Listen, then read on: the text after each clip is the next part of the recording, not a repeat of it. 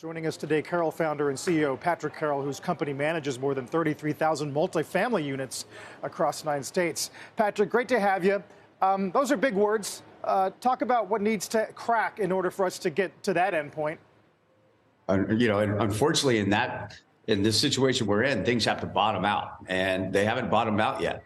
I was just reading there's $1.5 trillion of debt maturing on commercial real estate by 2025. So sellers are not realizing how much their properties have lost value, and they're not willing to dump their properties yet because they haven't felt enough pain.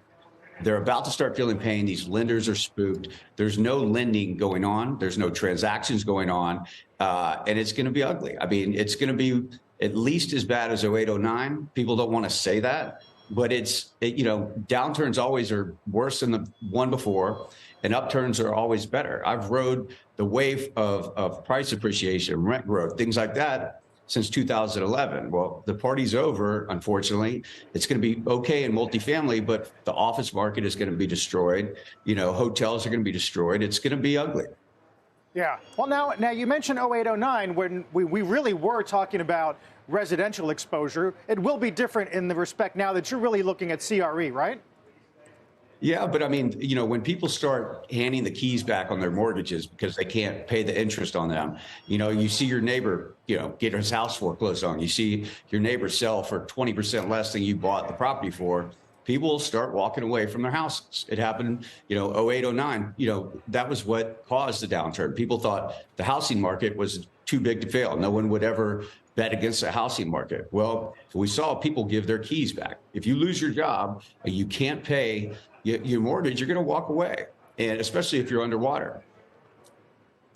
So, Patrick, a lot of the focus right now, and particularly in terms of some of the Wall Street notes and where regional banks, for example, are concerned, has been on office space and retail space, and this idea of a re-rating or need for those values and those prices to fall. The fact that you're in multifamily, are you seeing signs of weakness right now, whether it's renters or whether it's buyers of your units, or is this still a shoe to drop way far out? What are you seeing?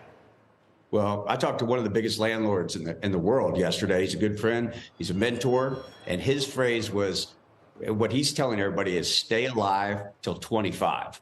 Okay, so based off that, it feels like, right now our fundamentals are great. People are paying rents. The market is healthy.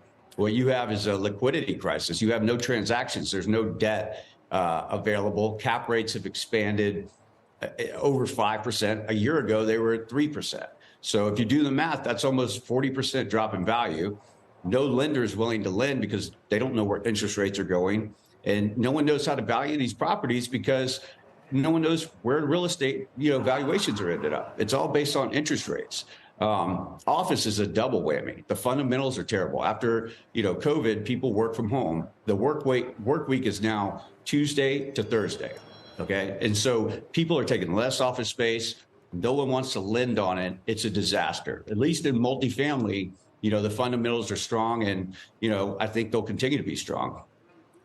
Yeah, that is the one thing about this cycle that makes you think maybe it doesn't rhyme with priors, right? This idea that, look at the JP Morgan memo yesterday asking managing directors to come back for 5 days a week. How much of the total problem in office, how much would you assign to this notion that you never really return to full office capacity? It's at least 75% of the problem, right? Like, once you allow people to work from home, they're never going back, and they can send out emails, they can do whatever, people are not going to go sit in the office. It's a flawed strategy. People could work from home, especially back office jobs like accounting, et cetera. So I think it's here to stay. It's a disaster. Developers are going to have to figure out how to repurpose office buildings. It's here to stay. So what does that mean in terms of this frozen real estate market that you're talking about right now? What would need to happen to thaw it out? And I guess what happens to some of these properties if developers are trying to send them back to the banks and the banks don't want them? Well, to open the market back up, the Fed needs to drop interest rates back to where they were, and people will jump back in the market immediately.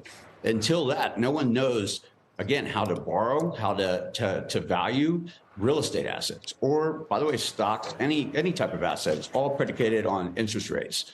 So what's going to happen is these lenders are going to have to suck it up. I think you're going to have local municipalities like New York's going to have to figure out the office problem. It's the biggest office market in the world. And, probably 80% of those buildings don't make sense anymore. And so, I think you're going to have to see cities step in and incentivize developers to convert that to affordable housing or some better use.